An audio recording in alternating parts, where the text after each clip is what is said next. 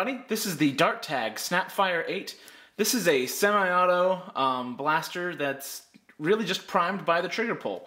This is an interesting blaster because I've never really reviewed something quite like this because Nerf's never really made anything that works like this. There's no tactical rails, no extra accessories, it's just the blaster and how you can utilize this to benefit you in combat in different situations. Now you'll notice it is a tiny blaster. It does have a comfortable grip, I will add. However, you'll notice there's a gigantic trigger pull on this thing. And that's because you are priming the blaster and firing it and rotating the barrel on this all in one pull. So there's a lot that this guy does. You'll notice down here there is a speed and a power meter here. Now, I thought it was just a switch here, but it is actually controlled on the bottom. It is on power right now. I am going to switch it over to speed, and you'll see that it is slowly moving up as I turn the dial.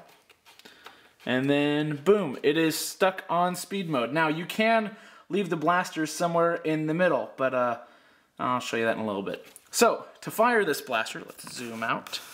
There we go. To fire this blaster, obviously, you just pull the trigger. Yay! That was really easy. Now it was easy because it is set on speed mode.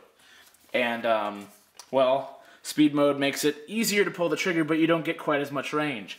You switch this guy back over to power, and the trigger pull gets a lot stronger, but you do get a lot more range, which you can't really tell from this fire, but that is a much more substantial trigger pull. So, obviously, if you wanted to fire quickly and you had it on the power mode, yeah, you could fire quickly, but the trouble is that your trigger finger is going to get worn out almost as bad as in that Hellfire 144 darts I unloaded a little while ago there.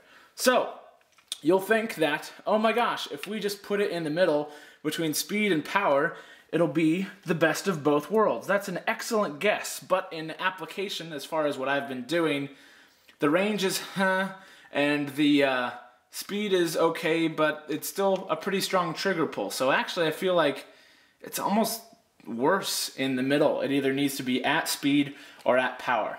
I'll show you 4 in power mode being fired on this guy. Pretty much all the Mega Centurion is good for these days is target practice. So I'm going to do 4 shots power, and then I'm going to switch it over to speed mode.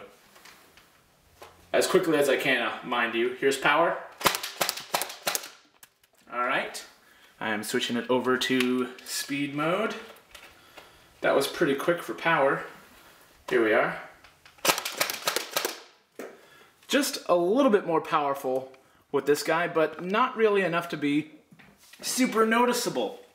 I mean, I suppose, yes, I got those 4 rounds off a little bit faster than the other one, and it was a lot easier on me. So I would say, instead of saying this is really speed and power mode on here, I would almost call it short fight, long fight. You're going to wear yourself out a lot more on power mode, and speed mode I would say to use for long duration battles. Now, granted, you're using an 8-round blaster. Wouldn't really recommend using this guy in a long-term fight, but because it is a single wield, you could easily dual wield these, and dual wielding these would actually be quite well as a primary setup, I would think. The blaster in general, I actually do have 2 of these. I don't have the other one with me for whatever reason, and the other one isn't nearly as consistent at firing as this one. I was really worried actually when I first started firing the other Snapfire 8. I was having consistency problems up the wazoo, and I'm like, oh no.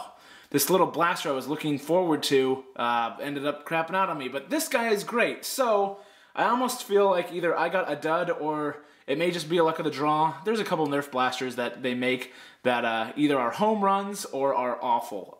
Let's see, what is that? The Hornet comes to mind. That was either an awesome blaster or awful because it suffered from bladder issues, and not the, you have to pee all the time bladder. Anyway, so we've made the Mega Centurion useful. This guy finally got a review. This is a Toys R Us exclusive. So if you're looking for these in the stores, you're going to have to go and shell over some money because, Toys R Us needs to make a little more money off you for some reason. Anyway, that is the Dart Tag Snapfire 8. Hey, I didn't call it end strike. Yay.